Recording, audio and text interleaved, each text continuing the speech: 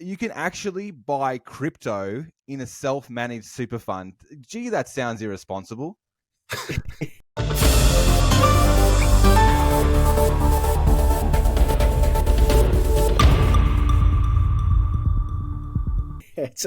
It's as long as the deed allows it. But Andrew, it's been during the crypto phase, the crypto boom of 2021, when everything was going up in value. If you bought flowers in a pot, it was up in value. You bought kibble for your cat, up in value. But yeah, cryptocurrency was obviously a lot of people investing in it, looking for those big gains. But the challenge is that it is an unregulated environment. Lots of people I did see lose a lot of money. They were just unable to exit it. I saw some people actually lose the entire value of their cryptocurrency with the exchange folding due to the unregulated nature of the investment. And also many people breaking the rules of the SIS Act, which they weren't correctly owning the cryptocurrency in the super fund, rather utilizing the super fund's money and having the ownership of the account in their own name. So it's one of those things you really got to get right, and you got to make sure that the investment is not speculative in nature. Now, I know many investments, there's a portion of speculation involved, but in the end, you've got to make sure you've got control of what you're doing and control of the investment.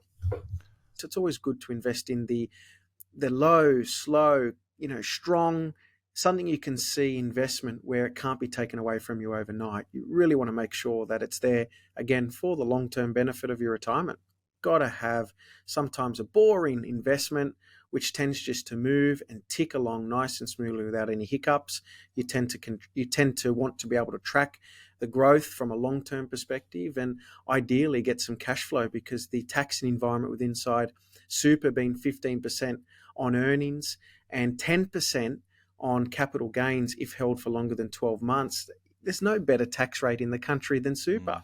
And keep in mind, my wealthiest clients, their aim, regardless of any legislative changes that are happening, is to move as much wealth as they can from their personal name to their super over time.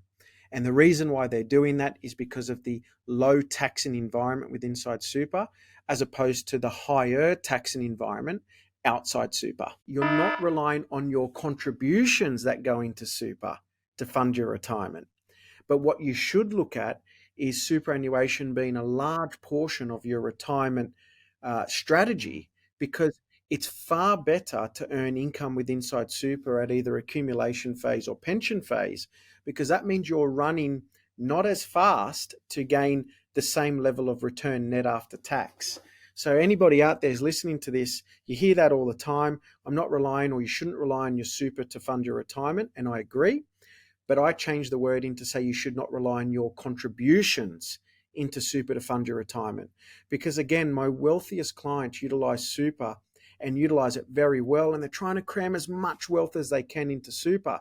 They're maxing out contribution limits. They're maxing out non-concessional contribution limits.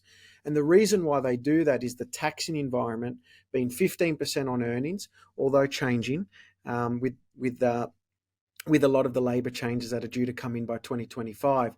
But nevertheless, the taxing environment still within super promotionally is much cheaper than it is outside super, because of, again, they still want people to be able to provide for themselves in retirement.